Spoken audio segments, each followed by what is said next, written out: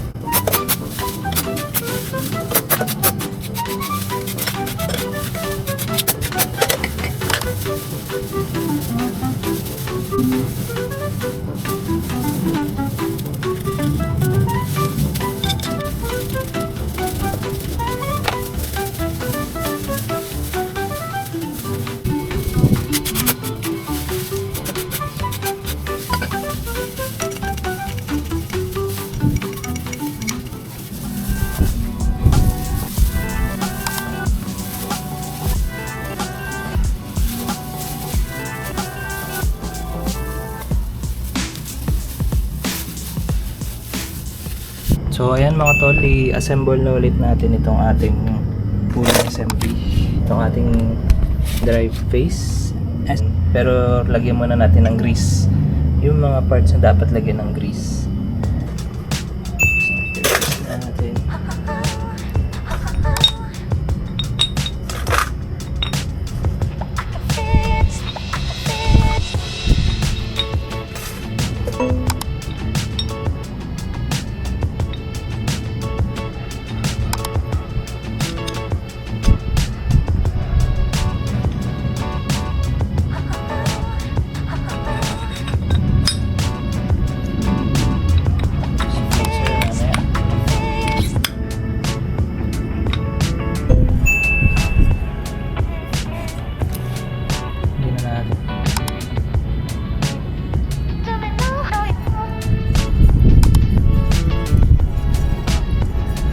Diyan ka lang ha.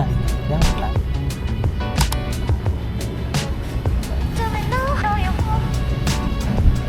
Diyan natin ito ng grease sa loob.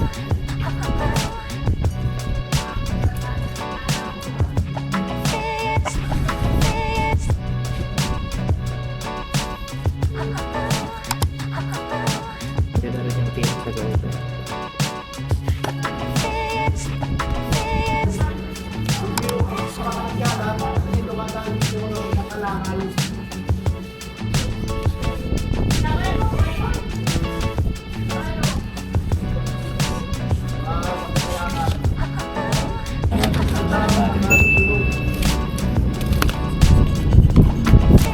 May sulat sa ibabaw.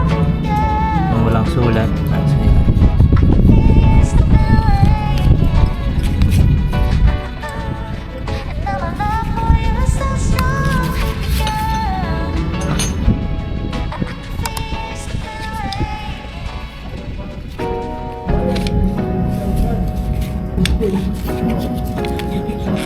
Makita niyo, nalawag siya. Ayos na ayos siya. Maganda ang play niya. Sikapit naman natin ang screw.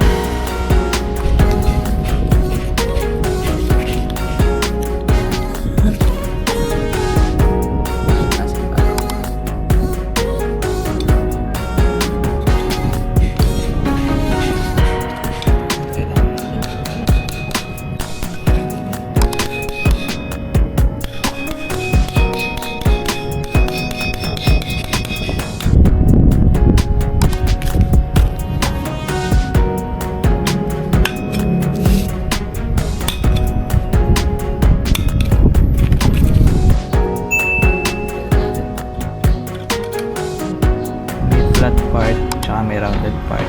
Tatapat natin siya doon. Tatama natin.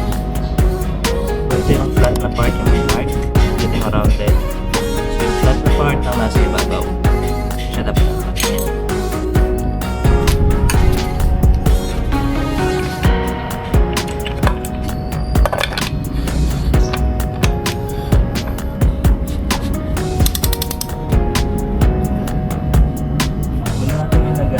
Bago natin i-assemble, bago natin ilagay ito dito.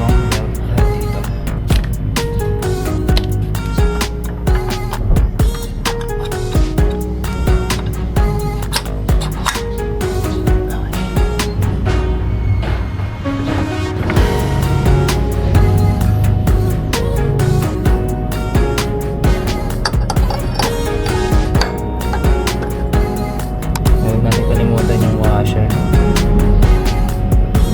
Flat na flat siya nasa loob, yung rounded siya nasa labas. Not kung may mga mark siya nasa loob.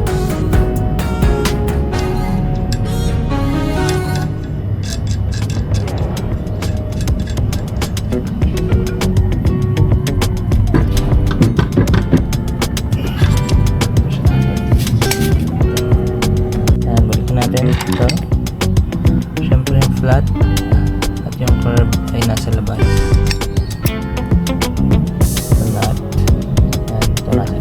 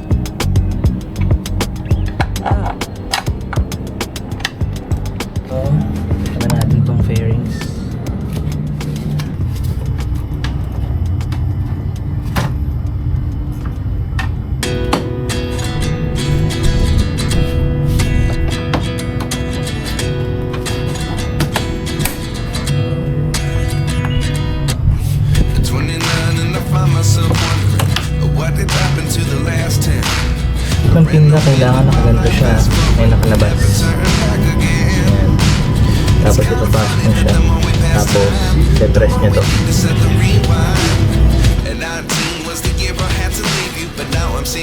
So far so good, walang aberya. Normal yung tunog niya. So, tetestig pa natin mamayang gabi pag okay yung or smooth yung ride niya. Pero sa ngayon, tunog niya okay pa naman. It's na good. Ayos na ito kakapit natin.